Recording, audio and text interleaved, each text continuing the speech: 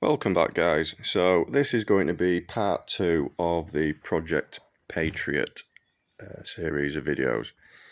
Right, we left off at the end of part 1. I'd done some test shots and it was grouping half decent. Now, the problem I had, I didn't notice until I'd finished and the group started dropping off again. But the recoil from this Patriot is absolutely crazy. Now, if you see there, the scope rail had shifted from there all the way back past the safety catch within probably 20 shots. So I've got a bit of a dilemma now. I would like to keep this right on scope on, but it's got disadvantages and advantages.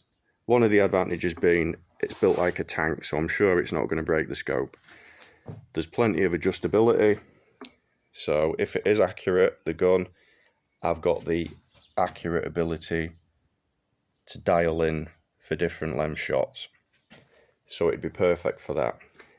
Disadvantages. Right, it's massive, it weighs a ton, so that is certainly not going to be helping the rearward inertia of that scope. So that's going to be a contributing factor to why the scope rail is getting pulled back. So the plan is, initially I'm going to use this, which is a 1-inch one-piece sports match damper mount. I got it ages ago, never really used it.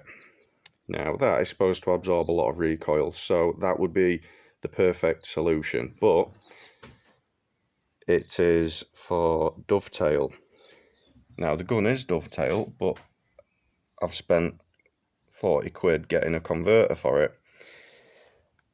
So in an ideal world, I'd like to keep the Picatinny converted base for it and use my ATN scope so I can record the footage on that. Downside for that would be, I don't know how delicate this scope is, so I don't want to fuck up a good scope just for the sake of getting good image quality, but I do want to record. So I'm kind of left with this. So do I take this rail off, fit this, but I'm going to have to put some sort of arrestor block on the back of that because the pin is non-existent and I don't think the pin would do a good job anyway, so I might have some engineering to do on this to make this fit. That'd be good. And then the goal would be to put this cheap Discovery scope on because it's got some adjustability, it's got more magnification than this Hawk Air Max, and it's also got parallax adjustment, so it would be a better scope, but Discovery, probably a shit brand. I wasn't really too impressed with this scope. So I'm not so sure if it's going to survive being on a 30 foot-pound Springer. Hence why I want to test it with this Hawk scope first, because I know this is rated for Springers. So if I can group with this and that, and it doesn't move on the rail, then I'll be confident enough to transfer this scope, which is currently on my 22LR. Nice little gun actually. So I put that on this. So that's where we're up to. So I'm gonna stop talking shit and get on with that, and I'll pick up the action a little bit later on. Oh, by the way, cheers for sticking with me. Hope you enjoyed part 1. See you in a bit.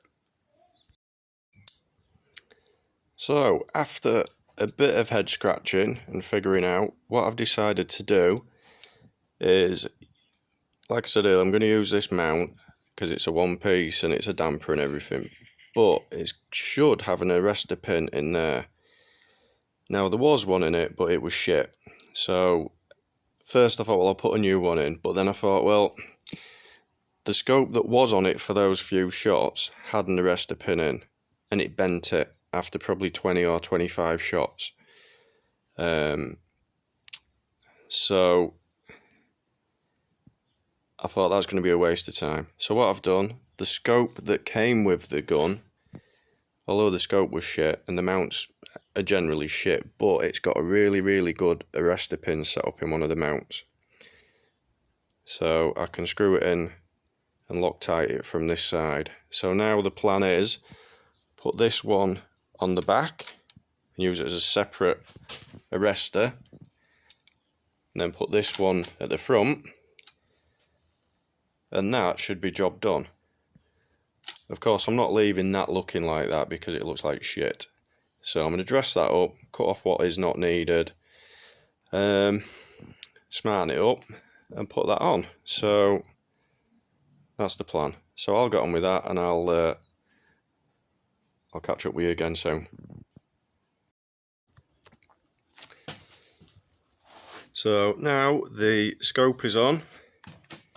It's all been levelled and torqued up properly. The torque wrench there. The arrestor block at the back is on. Unfortunately, now I've torqued it down, it's now rubbing the scope ring, but I'm not really too arsed about that at the minute. As long as it holds 0, then I'm going to put that other scope on it anyway. So I suppose the next thing to do is take a few shots, hopefully it zeros, see what happens from there. Well, it would appear that plan hasn't worked. I've done about maybe 12 shots with that. I don't know if you can see that, but that arrestor block that I made is already lifting up. Guess I'm back to the drawing board then. It's going to be a tough job, this one. So the next stage of progress is I took that arrestor block off that I made, and I've lined the back of the scope up with that little notch, and I tightened up the 4 bolts on here on the one-piece mount quite a lot more than I'd be happy to do on any other gun. I've tightened them up to about 40 inch-pounds, which is a lot for scope mounts, but it's holding.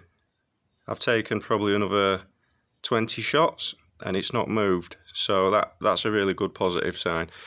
So what I'm going to do now, because I've taken a few test shots out at 20 yards, and I mean, it's not fantastic groups, but it is grouping. So I'm going to take this scope off and put the Discovery on and see how that fares up, because it's a better scope, higher mag, glass clarity is a bit better, more adjustability, adjustable parallax. So hopefully with a better scope the gun will group a bit better, because this, although it's tough as old boots, it's shit really.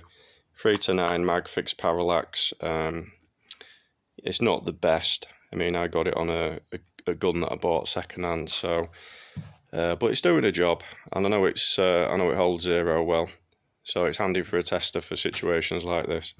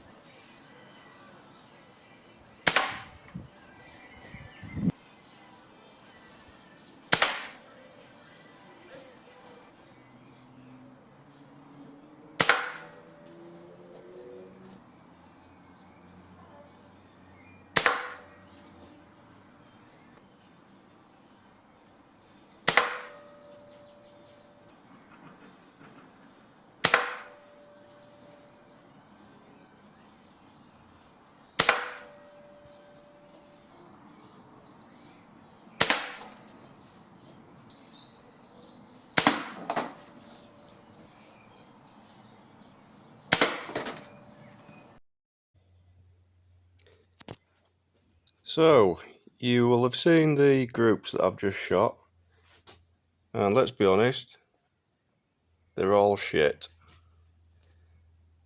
Especially the Hades. Don't really know what to think of that, actually. Bit pissed off, obviously.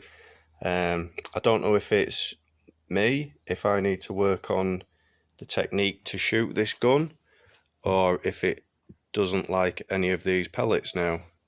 I mean, the only ones it liked before really was the Barracuda, and even they've gone off the boil. So I don't know. I hope it's just a case of a bit more pellet testing, possibly get a slug sample pack, try some more precise ammunition for it, but I'm not too undeterred. I think it's more a case of me needing to learn how to use the gun properly. So I'll take that out of the way. But on a positive note, the scope didn't move. If you can see that little slot, still in the same place. Scope is nice on here. I put some of these breakaway coasters on. So get them on eBay for maybe £5.50, £6 for two. The fantastic bit of kit for any scope.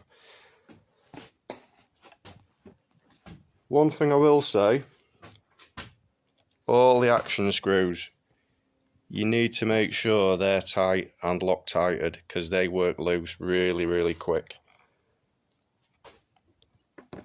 So other than that, I think it's just a case of more testing. And if you do use a high-powered Springer, make sure you really do nip everything up properly, especially the 1P scope mount. I'll definitely get a 1P scope mount. Right, back to the drawing board, I suppose, guys. I'm going to get some more pellets and some slugs and give it a whirl again. But I'm not too undeterred.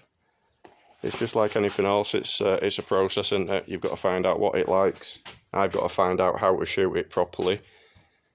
And we'll take it from there. So part 3 will be probably me going out and shooting some pigeons at close range, because I'm confident enough I can do that. Right, cheers for tuning in, fellas. See you next time.